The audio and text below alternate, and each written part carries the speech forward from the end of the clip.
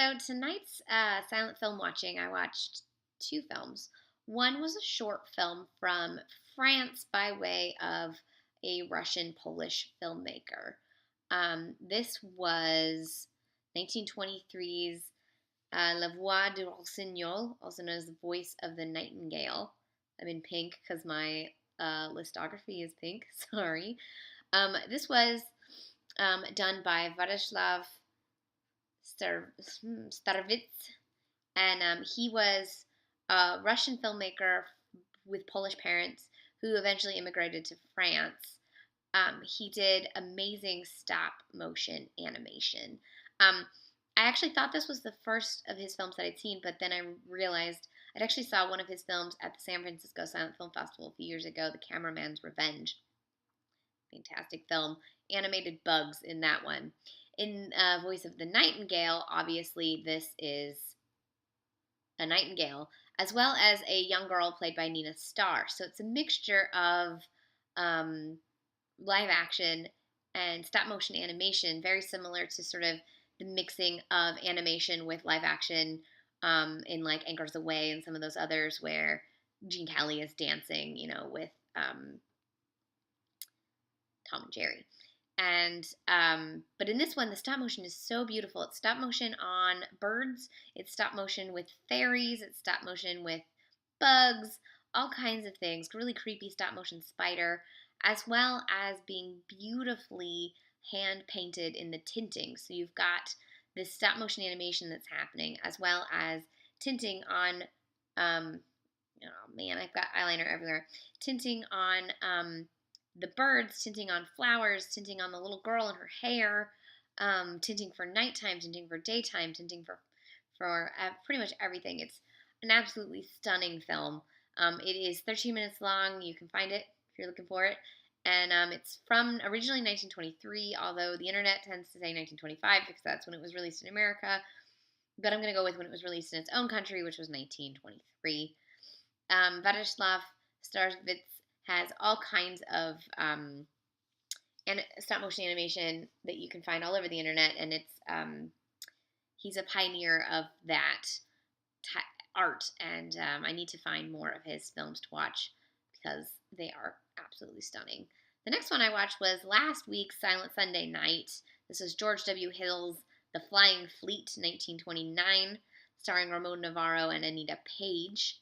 It was written by Frank Weed, who was a lieutenant commander in the Navy, was a Navy flyer, took his experiences and turned them into this film. In Ben Mankiewicz's introduction on TCM, he compared it kind of to 1929's Top Gun, which I would say, yes, this is so very similar.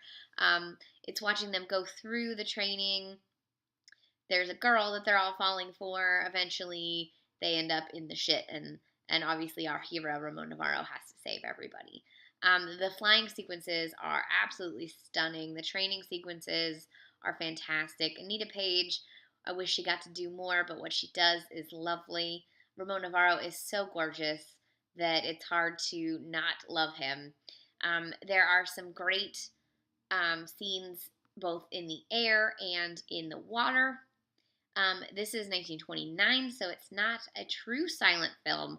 It has a synchronized soundtrack with background noises, engines, the planes, fanfare music, as well as like some sort of big band stuff in the background during some sequences. Beautiful costumes. Just everything you'd expect from a 1929 late era MGM film. Many shots were actually filmed on Air Force bases and other places to be as accurate as possible for Navy aviation at the time.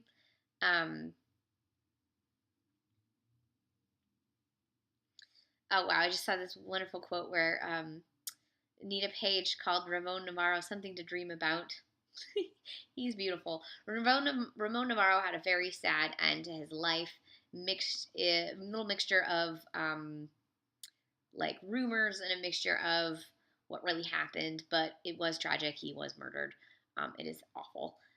That said, he is one of the great matinee idols of the 1920s. His star sort of rose in the last few years of the silent era when Valentino died, and I just recommend watching his films. I also really love, I think it's called Across the Pacific. Let me make sure that's the name of the film, with Joan Crawford. Not Across the Pacific, that is a Humphrey Bogart movie. It's Across to Singapore. There we go, Across to Singapore. I recommend that one. He's just lovely and everything. And then most recently, I saw The Student Prince in Old Heidelberg, and oh man, he broke my heart in that one. So we're showing that on TCM on Wednesday. So if you've not seen The Student Prince in Old Heidelberg, Ernest Lubitsch's film, set your DVR, watch it on TCM, bring a lot of tissues, it'll make you cry. So this was the voice of Nightingale and the Flying Fleet, two very different kinds of different kinds of silent films from the 1920s, both worth seeking out. Flying Fleet, I believe, is on DVD from the Warner Archive collection, so you can check that out. And keep watching the silent cinema.